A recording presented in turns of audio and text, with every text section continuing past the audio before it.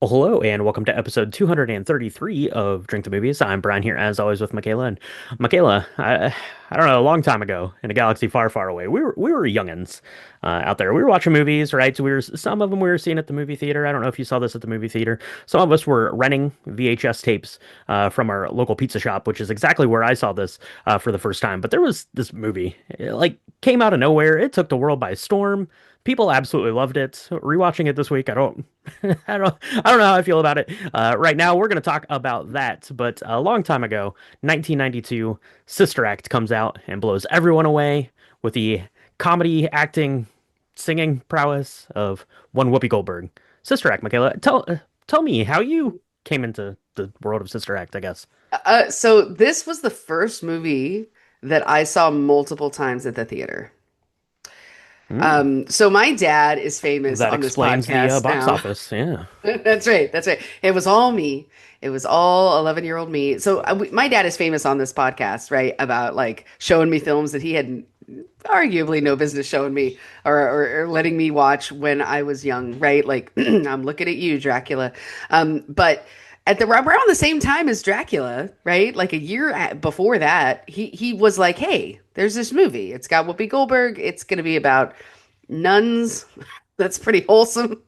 I think like it's an undercover nun situation. Let's watch it." And I remember seeing it in the theater, and I was blown away. And I was, of course, because it's all the things that I love. And I was like, we got to see it again. And so, like the next day, my dad took me to see it again. And then the weekend after that, I saw it like one or two times. And then the weekend after that, I saw it one or two times. Now, this was back in the day when theaters would actually hold on to movies longer than like 3 weeks. And I must have seen this movie in the theater 7 times. Now, that might not sound like a big deal to a Star Wars fan who's seen things in the theaters like 15, 20 times. When Star Wars came out, I get it. It's not that big of a deal, but we had like no money. And this was when it came out in the regular theater. So my Sister dad Act shelled is out. Michaela's new hope. I mean, maybe not like quite like that, but sort of. I mean, this was such a big deal. My dad shelled out probably like $75 to have me watch this film over 7 or 8 times. This was the very first CD I ever bought was the Sister Act soundtrack. I mean, Yeah. this was huge on in the life of Michaela. And by the way, we bought the CD because my dad went to a garage sale and bought a Mm. CD player, and he was like, "This looks really cool." Right? And I don't know, he spent like $20 on this CD player, but then we had nothing to play on it. So he let me go to the store, and for 15.99 or 19.99, I could buy the Sister Act soundtrack with my own money. And so that's all I listened to for like a good long while. Good long while. Yeah. So Your dad was that pulling that's for the Led Zeppelin. You picked Sister Act, and here we are today, all these years later, talking about it. So that's right. let's do this, Michaela. We need to mix up a cocktail that's going to get us in the mindset of your favorite Reno, Nevada dive casino. That's what we're going to be going. That's where we're going today. So let's do that. Let's take a quick break. We'll grab some stuff to mix up a purpley drink, right? That maybe it's a drink that you get from your boyfriend's wife. I don't know for sure. Let's talk about that. Let's take a quick break. We'll grab that stuff and we'll be right back to mix up this week's drink. So Brian, I am pretty proud of us. I'm really proud of this podcast. I think one of the things that I was doing when we were looking for drinks is and we do this a lot. We'll go out and I think something that we do is we give a lot of credit where credit is due when we go find a cocktail that we want to try. We make sure to post where we got it from. But this time, I scored the internet. I searched for weeks, and the only thing I could really find was a flying nun, right? And that didn't seem right because there's a whole flying nun movie that we may cover with Sally Field. I don't know much about it, Mm, but that hmm it was hmm like pictures of her next to like a weird cocktail. And I was like, no, no, no. We need something more fabulous. I need something that's a little bit more out there. I need something that is likened to a purple mink coat, which at the time in 1992, it looks amazing. Now it looks awful. Like that part of the movie, I don't think aged particularly well. mm. Um, I want to point out that like she's talking about this purple mink coat, but she's got like a bunch of raccoons on the back of her coat. I don't know. It's weird. Anyway, I wanted to do something fabulous, so I'm gonna I'm gonna say thanks AI for helping me with my proportions because as I was trying to do this myself, it was becoming a sticky mess, and I couldn't get the proportions right. But I finally got it right. But this is one of the first self-curated, created cocktails that we have here, and it's Purple Mink Delores. It is called It's Purple Mink Delores, and guarantee 11-year-old Michaela wanted a purple mink coat more than anything in the whole world. But now that we're older, what she wants is a purple mink Dolores cocktail.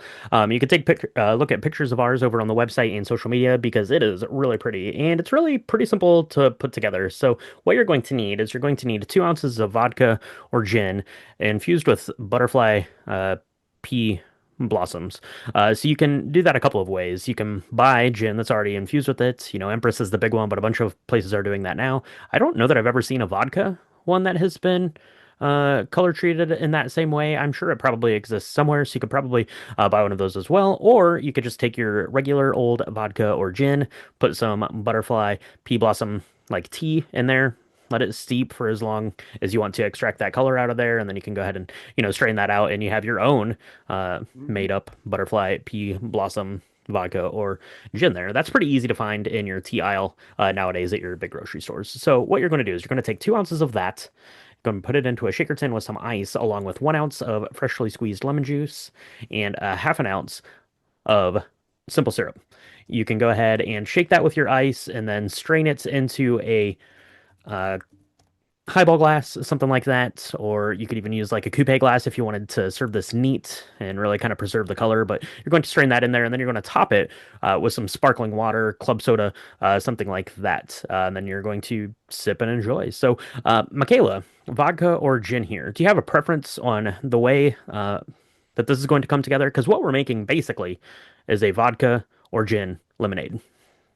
Yeah, I use gin just because I'm ran out of vodka I ran out of my blue vodka that I infused with the butterfly pea blossom flower stiff. Um, I used the indigo gin from Empress. That's what I had.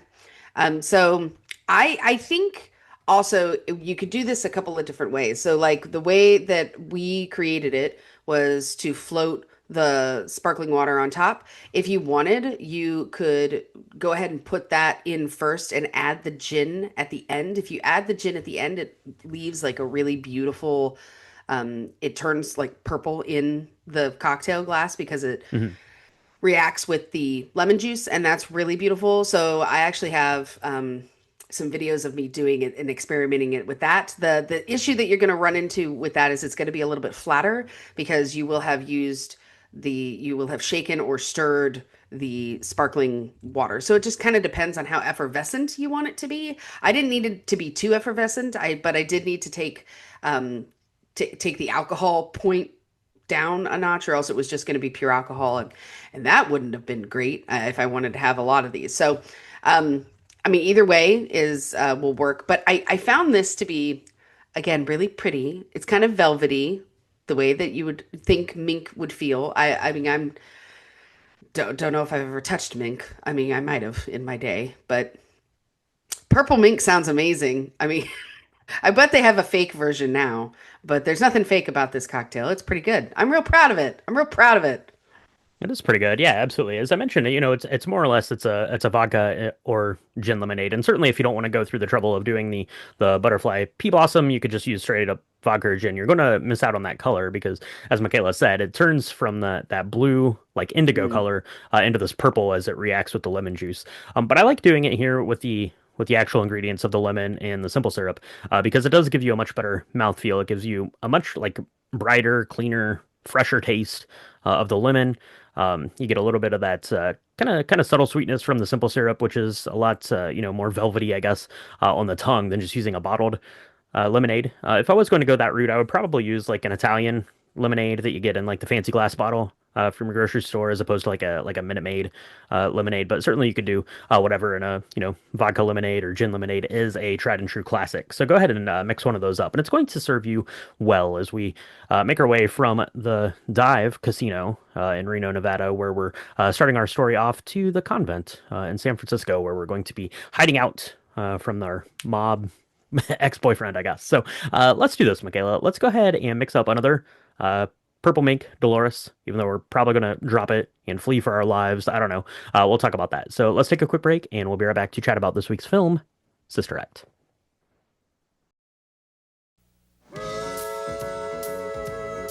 Lounge singer Deloris Van Cartier always wanted to be a star performer. Nothing you can say can tear me away from my God. But tonight, she's going to become a star witness. I'd rather sing than do anything. It's better than ice cream. It's better than springtime. Better than sex. No, I've heard. Sister Act. We're always going to be together. That's what Diana Ross said.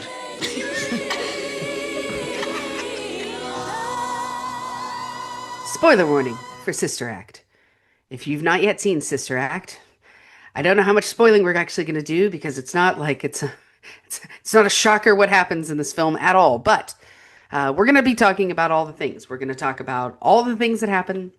So if you don't want to be spoiled and you haven't seen it, do yourself a favor. Go press pause on this. Go make yourself a It's Purple Mink Delores cocktail because it's really fun. Go watch the show. You can see it on Disney Plus. It's streaming now. Have a laugh. Come back and we can chat about it. Yeah, absolutely. And you've had plenty of time to see this, and yeah, no spoilers needed. They pretty much bury the lead right with the with the name, the picture on the cover, all of that stuff. So this was released in 1992, and it was directed by Emil Ardolino, a director that we've talked about before. We'll get into that here in a second. And it stars Whoopi Goldberg as the lounge singer turned nun, Deloris Wilson Van Cartier, aka Sister Mary Clarence. Harvey Keitel is her mob boss casino owning ex-boyfriend, Vince LaRocca, and Maggie Smith plays the Reverend Mother, the head of the convent, where Sister Mary Clarence is going to be hanging out. The film was incredibly successful, likely due to Ardolino, Whoopi Goldberg, and Michaela's seeing it 7 times. Ardolino, as I mentioned, is a director we've talked about before, directed Dirty Dancing, which came out in 1987, and then another film, which, it didn't like blow people's socks off, but, it was definitely kind of under the radar. It released the same time as Home Alone, but directed the film Three Men and a Little Lady, which definitely found legs in the home video market, which was something that you had to take into consideration, in the early 90s. That was as big or more important than your box office sales was how many times people would rent these films. So coming off of both of those, and then you also had Whoopi Goldberg, who had just won the Oscar for Ghost the previous year, had obviously done The Color Purple, film we talked about not too long ago. So Whoopi Goldberg was kind of hitting like the heights of her acting prowess. Was in, I believe, Star Trek at the same time as well. So Whoopi Goldberg was on top of the world and will go on to literally be on top of the world after the success of this film, which we'll talk about kind of after we wrap the movie up. So, Michaela, let's just get into the story here. A couple Golden Globe nominations here for Best Musical Comedy, Best Actress in a Musical Comedy for Whoopi Goldberg. No other real nominations to speak of. So let's just get into the thing here, and it starts off in Reno, Nevada, with a musical number, which is why you love this movie. Yes. Yes. So it's this kind of doo-wop group, the Donnells, right? They're singing all these old 50s, 60s, group. I don't know. It's amazing. And it is like the worst of the worst when you when you think of a casino. There's smoke everywhere. There's like 3 people looking at them, but they're giving it their all. And I loved that. I didn't realize this was that big of a deal, being in Reno versus Las Vegas. Apparently, Reno is where you go when you're washed out of Vegas. I don't know if that's actually true, but that's definitely how they portrayed it. But yeah, Dolores, she was a Catholic school girl who, made the nuns crazy because she really loved rock and roll and she loved music, and she was very irreverent even then. And so, later in life, she's packing them in by the twos at this moonlight lounge in Reno, Nevada. But her boyfriend Vince, he's like a casino owner. And I don't know. I love this because it's quite adult and yet it's not. Um, they have a lot of shots that kind of let you know that they're in an affair. That it's he's telling her he's not going to leave his wife because he went to confession and the priest said no. And she's real mad. She's real mad about it. Um, but I kind of like this the first like 10-15 minutes because it does what you've described, right? It Mhm. has this really great musical number. It sets up this like kind of adult like situation that Dolores has found herself in. It gives you a little bit of background into who she is and her love for music, and also like this throwback to how she probably feels about the Catholic religion, which might not be great. Um, because this is, but like it or not, this is actually a spiritual journey of a person, right? That's kind of got this zany, heisty backdrop to it. But it's really kind of neat the way that it starts. Yeah, I like the way that it starts here. As you mentioned, it does. Of course, it starts with her as a young girl there in some sort of Catholic school, and then it goes into her singing. You get the first tune there, the lounge medley. How could you not love that? Love is like a heat wave. My guy and I will follow him. Just bangers right off there to get you to start. And yeah, it doesn't like shy away from the fact that this is for certain an affair. That Harvey Keitel's character Vince is married, is having trouble leaving his wife, which is of course rubbing Dolores the wrong way when kind of these henchmen kind of figures bring down this gift to Dolores and she opens it up and it's a mink coat. She gets very excited, right? It's the purple mink that Purple inspired the Mink cocktail Delores. and inspired our cocktail there. It is beautiful until but if you're giving your girlfriend your wife's coat, maybe take her name out of it. Hey, Harvey Keitel, what are you even doing, Vince? Come on, get your head straight, man. But yeah, gives her that. She gets upset, and of course she goes to confront Vince. And about this time, we see Vince and his henchmen up there. They're having a little shakedown with this guy who apparently spent a little bit too long at the police station. Snitches get stitches there. So when Dolores opens the door, sees the untimely end of this gentleman, and that's not going to go very well for her as Dolores is now on the run, fearing for her own life as a hit gets put out on her because she can't be trusted. Probably true because she does go straight to the police, which is what you should do, I guess, in this situation, unless the police sergeant is this guy, Lieutenant Eddie Souther, who's played by Bill Nunn. Bill Nunn's really funny in this. Kind of terrible, kind of funny, but really funny in this. Love him so much. He's like, we're gonna put you in witness protection in our little Reno police department. I'd be like, no, let's get like some federal agents involved in this. Let's go big time. If we're going to have to hide me out for the next couple of months. But the idea is we're gonna put this lounge singer in the last place on earth that Vince would look for you, into a Ah, habit. into a habit. Into a habit, not just any habit, into a habit in the middle of San Francisco in like the worst neighborhood. Now, I don't know. You've been to San Francisco. I've been to San Francisco. I Mhm. am today. Yesterday was when I saw this for the sake of the pod. I'm yesterday years old, realizing that this was in San Francisco. So now I have a whole reason to go back because I got to go find this church because this church. One thing I do want to talk about from a movie perspective, the set was pretty amazing. It looked like a real church. I don't know if it is, but it certainly looks real. It is. It looks huge. It was gorgeous, really old, beautiful, ornate, and it's centered around um, like the gates of hell. They make a Sodom and Gomorrah joke about it. They're like we're in this really, really awful part of town. They don't let the nuns outside because they could get beat up. And they let alone like going and helping the people that actually need them. So it's kind of neat. This idea that like you're gonna have this pillar of light and spiritual guidance in the middle of this horrible neighborhood, but you're not gonna actually let the people who would help guide these folks or give them comfort or help them or feed them or any of the things that Jesus might do. We're gonna keep all that inside the church, and then hide they're away. shocked. They're shocked that like no one's going, and their roof is falling in. They desperately need a car for the convent. They're like they the pastor, the priest guy who I love to death. I mean, he's like, there's three people out in this seat, and I thought of giving last week's sermon, but I'm gonna do it. I'm gonna do a new one because I see one new person. So I'm Yeah, gonna, yeah, for you know, sure. The priest is the best. The priest is probably my favorite character in the movie. But Mm. yeah, I like that, right?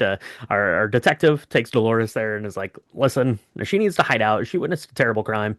And can she hide out here? And Maggie Smith's playing the Reverend Mother here, and like from the start, she's like, no, absolutely not, which is not very accommodating for the nunnery, I would say, maybe, and that comes to light, like the actual like best like interaction is there when they're sitting down in her office, and Dolores is like, listen, like I'm the one who did the right thing, right? Like I saw something awful, I went to the police, I did all the right things here in this, and now you're being a total jerk to me, Reverend Mother Maggie Smith. Yeah. What's up with that? And she's like, okay, fine, you can come in. And then of course they butt heads, right? That's like the comedic bit of this is watching Dolores Wilson Van Cartier, become and transition into Sister Mary Clarence. We could talk about some of the funnier bits there.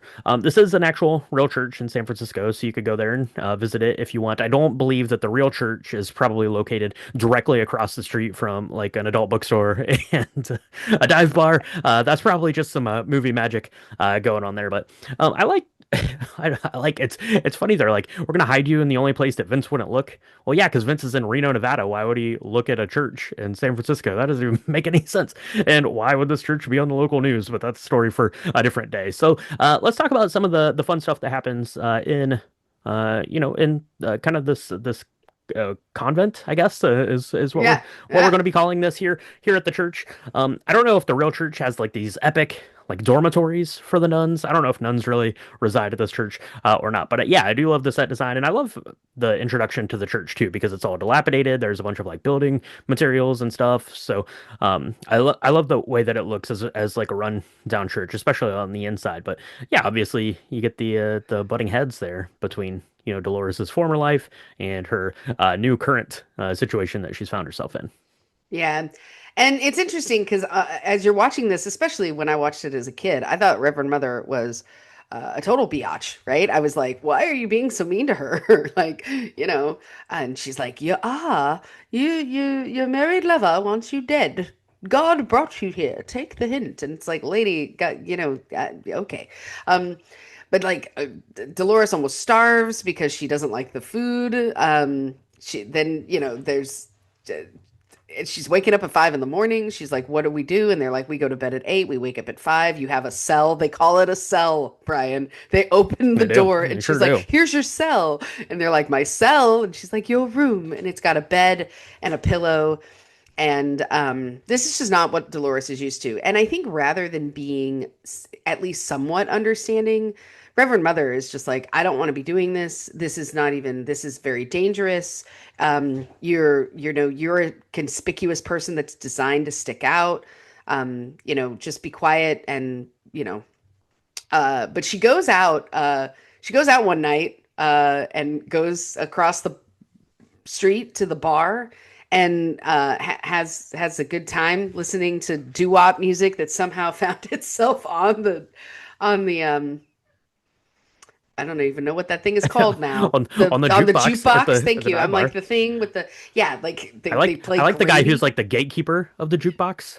right? He's like he's there. There's a bunch of pretty cool characters there. Yeah, absolutely. She's going to go out there.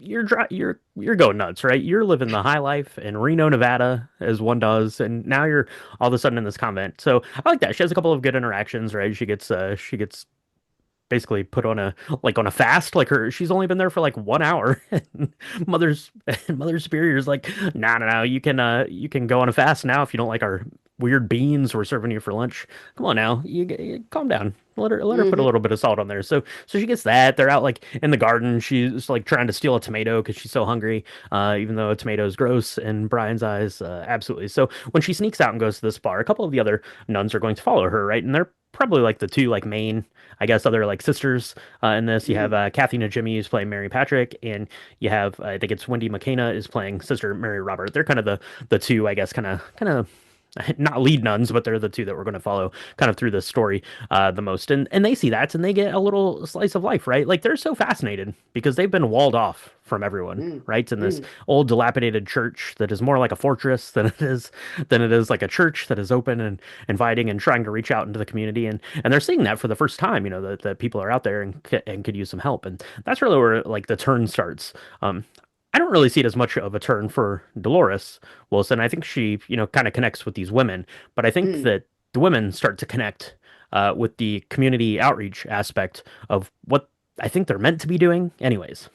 Right, right.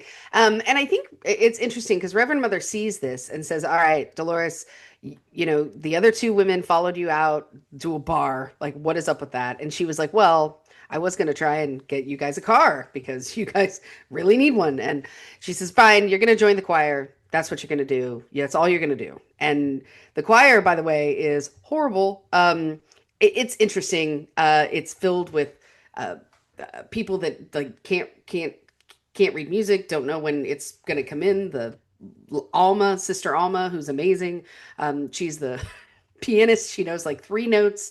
And it's just this kind of I don't know. It's a bad news bears situation, right? Like they're just this. It's a calamity of errors that kind of put them together and sing these songs. But Dolores is like, look, I've got this experience. I think even in the very first scene, she just puts them together. She gets the altos and the sopranos and the basses in the same place, and she has them play one note, and it sounds so much better.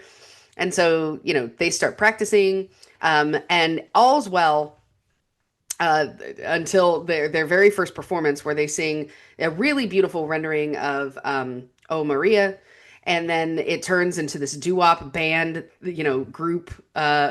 It's like the Hmm. Danelles in Right. Yeah. in Yeah. black and white. Like they're clapping. They've got boogie woogie on the piano.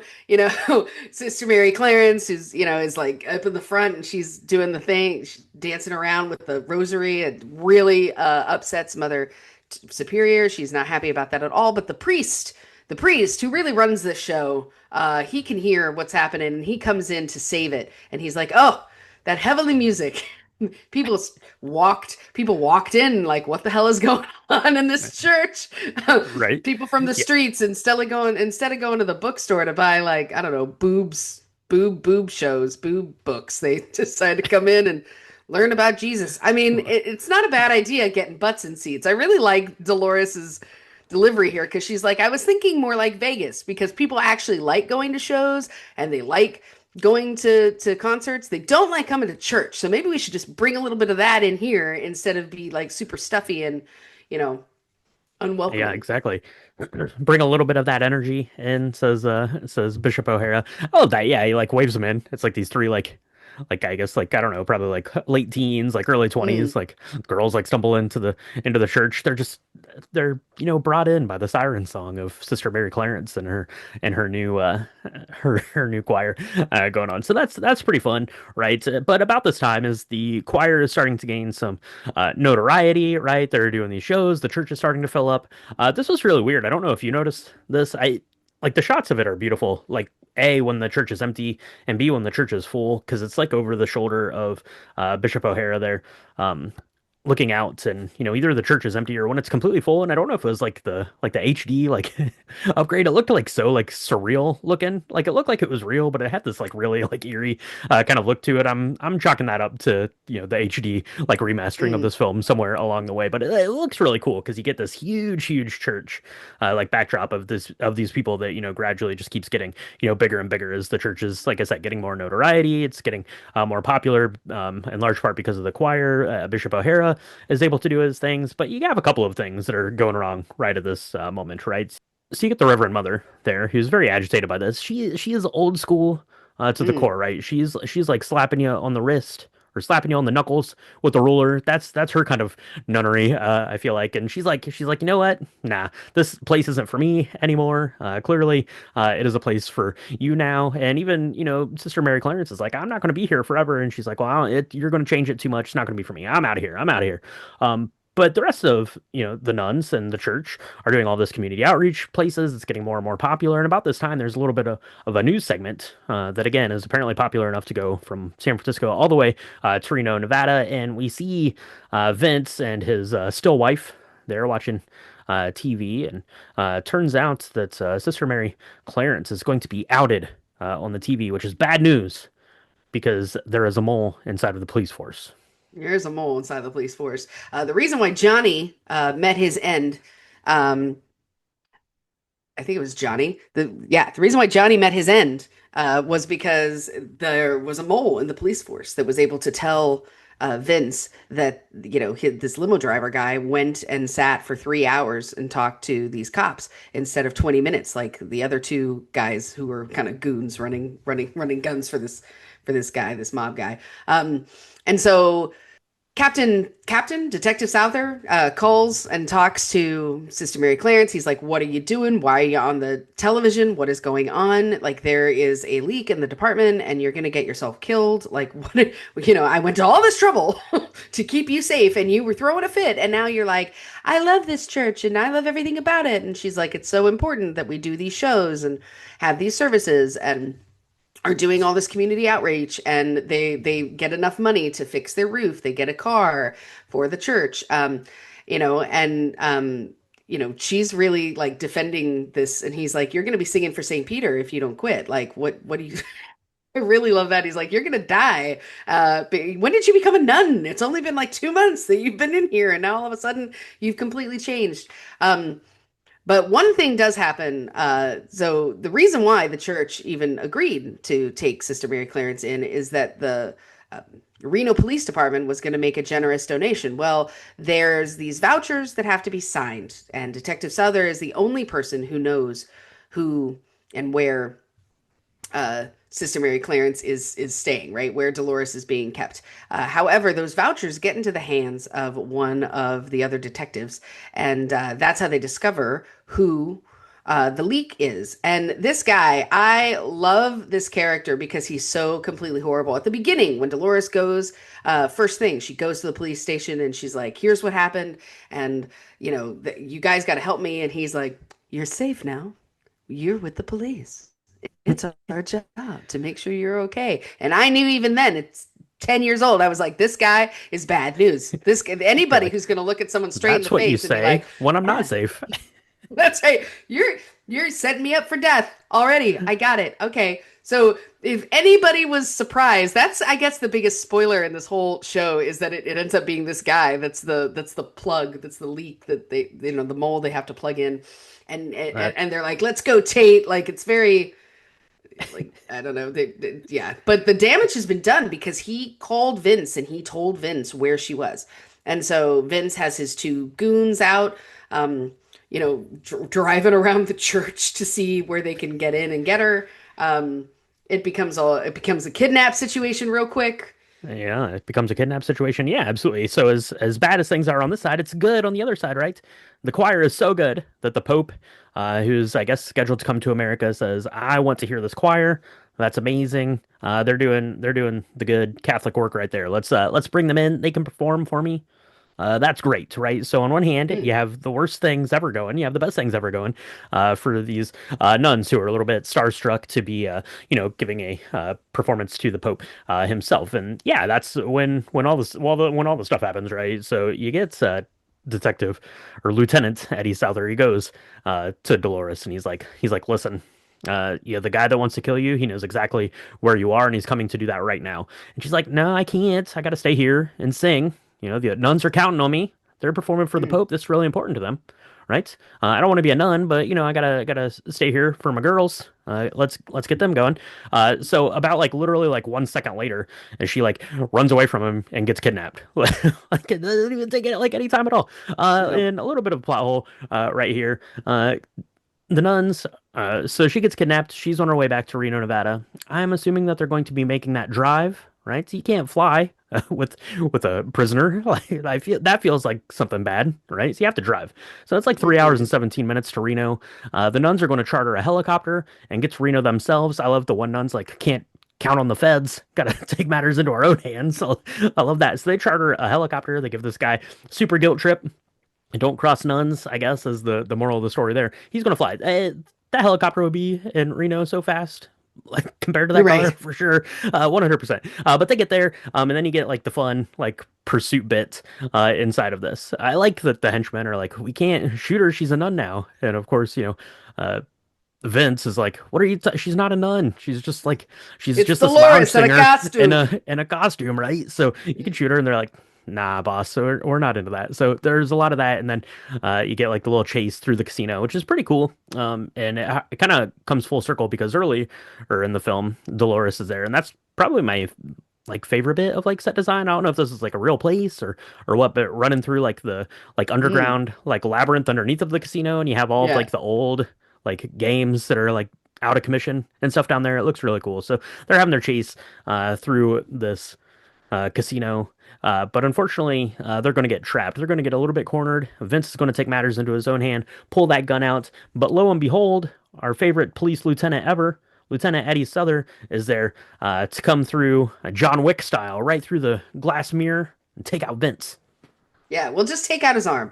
Like again, this is a really adult. This could have been super gritty, right? And this was like super fun instead. Like you're never really The convinced Sister Act that director's anything, cut, straight to right. DVD. It's like it's interesting because this is the director of Dirty Dancing, right? Which also takes something that's super gritty and like a subject matter that can be really, really tough, and shows you like a seriousness of it, but also you never feel that anybody's in super real danger. And I kind of love this for this particular film because it's still very family friendly, even though like it's got a mob boss in it who's gonna take his girlfriend out. Like and he's like, I've been shot in the arm. And he's like, I'm glad you're a better aim than you are a protector. Love that. One of the things we have not spoken about yet, though, is my favorite nun in this whole thing. There's so many good ones, right? You're Mary Robert, who's got this like voice of an angel. She's amazing, but she's super quiet and super meek, and so they have to like get her to like build up the confidence versus Mary Patrick, who will not be quiet. She's like screaming from the rafters, right? You've talked about them, but Sister Mary Lazarus, she's the one who's like, we can't trust the feds.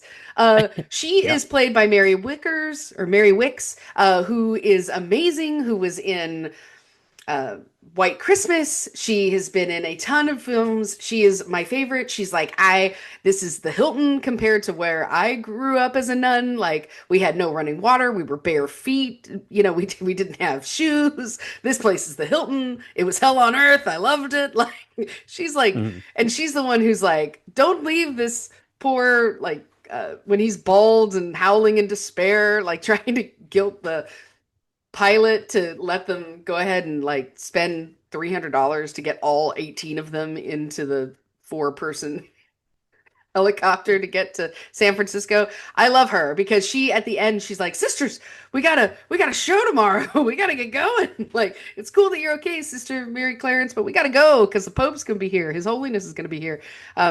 And I love that because they kind of, you know, switch back now that Harvey Keitel's character is taken away, and now they're like, "Oh, we got a show." And I love her. I love that character a lot. She's Well, my yeah, favorite. absolutely. She's great. And it's worth noting here that while Sister Act came out in 1992, Mary Wicks made her, I guess, feature film debut in 1942. So a whole 50 years prior to this film. So that's pretty epic stuff right there. Yeah, absolutely. All's well that ends well. The nuns get back and they perform their final song here, which I don't know, it's like a another version of "I Will Follow Him," right? That they do Mm. for the Pope there, absolutely. And yeah, all is well that ends well. It's a journey of hearts and minds. Like I said, I think it's more a journey I felt like rewatching it now for the nuns themselves than it was really for Dolores. Who I think she just found some camaraderie, right, in these women, but the women really were able to kind of take more of a ownership of their own purpose, right, as nuns, kind of in this. And I don't pretend to be any sort of expert on nuns. I don't know if that is a realistic call that they have. I have no idea for sure, but it is entertaining. Absolutely, it was entertaining in 1992, and it was still entertaining today. Yeah, absolutely. And it was entertaining enough that, like I said, Michaela went and saw it 7 times, which means that it did like crazy well, right? It made like 10 times its budget back. So of course you get the sequel the following year, which is not as good. Sister Act 2, Back in the Habit, which involves Sister Mary Clarence going to, I think, like take over like this choir at like this Catholic school, kind of a thing. I don't really remember. I haven't watched it in a long time, but a lot of this cast is back to reprise their roles, including Whoopi Goldberg, who Mm. now is the highest paid actress in like film history, or at least film at the time, because Whoopi Goldberg was firing on all cylinders, as I just mentioned earlier in the story. And of Hmm. course, you get the musical adaptation as well, which I believe debuted in 2006. And went on to run for like a long time, like over like 500 showings, I think. So that's pretty cool there. Whoopi Goldberg. I wanted to mention this, and I'm going to turn it over to you for some final thoughts, Michaela. But Whoopi Goldberg is one of 27 people that have ever won the EGOT, right? Which is a Emmy, Grammy, Oscar, and Tony award. Didn't win any of those for this, but as I mentioned, Whoopi Goldberg, pretty prolific, and yeah, only 27 people have ever done that, and that's pretty epic stuff there, Miss Goldberg. So, Michaela, what were your thoughts? I guess revisiting this, I don't. You said you watched it 7 times, right? As a 10 or 11-year old, Mm. which is pretty good. Which is pretty good. I'm assuming maybe you've watched it like 7 times in total since then. Probably. Have you watched this recently, or was this the first time visiting it again? Or It was the first time seeing it in a really long time. You're probably right. I mean, I watched this a lot as a kid, because it was something that I was able to kind of show my friends because it was, it was rated okay for kids. I had a really good friend who was very Catholic, and we reenacted, like, her choir redid all of the choir music from the soundtrack. Her Catholic choir, and so that was really cool. So I mean, it was a huge part of my growing up. It definitely kind of died down. I don't watch it every year, but I every time I revisit it, I see something else that I like. Um, it was fun watching it as an adult and being like, okay, yeah, and seeing the plot holes where it's like this doesn't make a lot of sense because as a kid, like you're up to speed with the race of plot. Like you're fine with all of it. You're just like, whatever. They're gonna guilt this guy into flying. No one's actually gonna die. They're gonna run through the basement floor of the casino, and it's not gonna be a the big casino, deal. and come out And on the street, which seems like a security risk if you're a not casino. only that, but like she's the only person of color who's a nun, and they're running around chasing all the nuns as if they're all like they can't see their skin. That part, I was like, well, You that can't one's see them from obviously. behind. You Yeah, look but at them you from behind, they're all the okay, same. okay. It was pretty obvious. Then they needed to do a better job with it because you could see. I was like, that's Sister Mary Lazarus, and that's Sister Mary Patrick, and that little one over there is not who's not wearing the whole coif, right? That one's Mm, Mary hmm Robert. hmm Like obviously not Whoopi Goldberg. Okay, just saying. That's totally fine. It was still great. Like because again, they go to Mary Wicks and they're like, hey doll, hey babe, and she turns around and she's like, hello sweetheart, and it's so funny. Great bits there. No, I really like this film. Is it the best film we've ever covered? No, but it's fun. It's fine. Um, and I think that again, the heart behind it is really great, where everybody learns something. Like, sister, well, Mother Superior, Reverend Mother, she learns to lighten up a little bit. That perhaps it's okay to meet people where they're at if you're going to be a part of a religion that's really supposed to meet people where they're at. Perhaps do that musically. Is that's okay?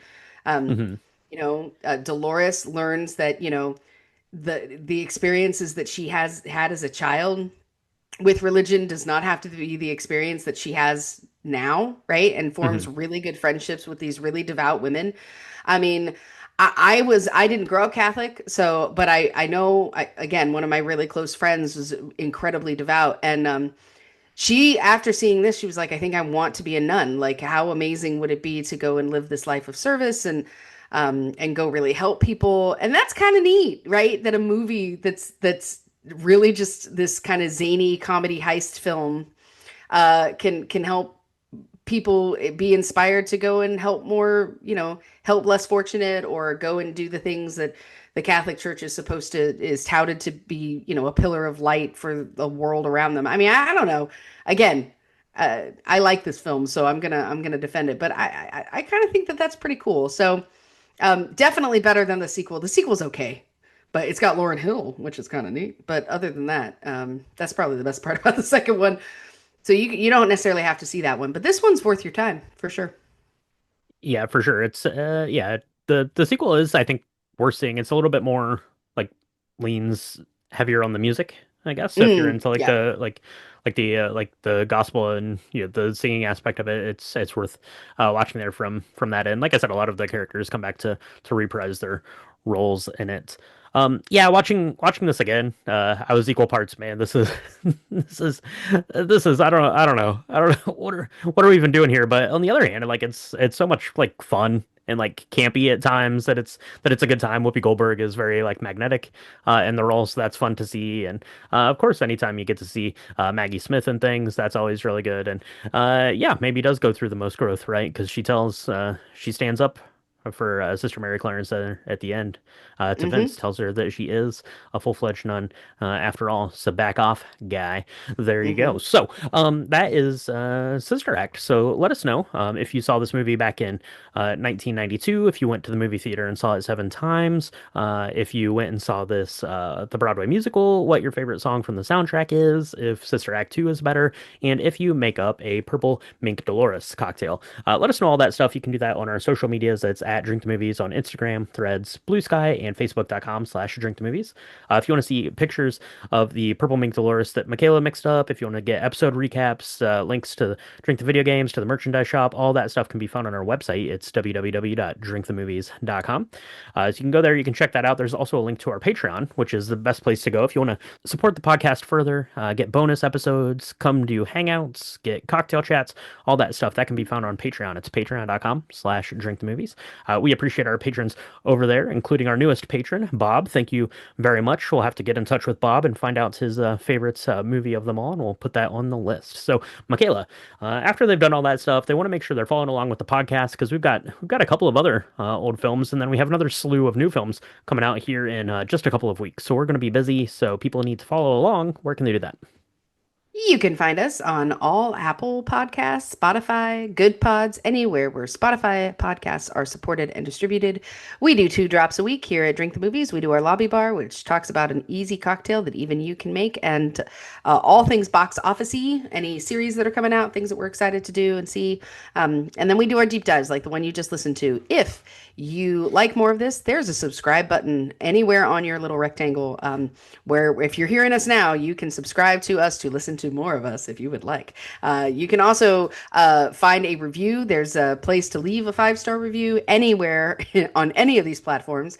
If you're liking what you're hearing, please do that. It really helps us bring more people to the community and get more Drink the Movies, drink the music, drink the video game stuff out there. If you are a fan of video games at all, this is a shameless plug for Brian's Drink the Video Games. He does a really great job of talking about old video games, new video games. I always pop in to give you a nice, fun drink. It's a really, really cool episodes. And I think a new one's coming out this week, Brian. This week? Next week? Yeah, if you're listening to this on Thursday, the newest Drink the Video Games episode dropped yesterday. So, Yeah. exploring Star Wars games, Shadows of the Empire. So, yeah, go check that out wherever you're listening to this or over on YouTube if you want the video version. Yeah, absolutely. All right, well, that is going to wrap it up here for episode 233, Sister Act. Thank you so much for joining us, and we'll talk to you next time on Drink Drink the the movies. Movies. What are you gonna do? Stick me in a body bag and bury me? What are you where are you gonna put me? Stick me in a bag and bury me.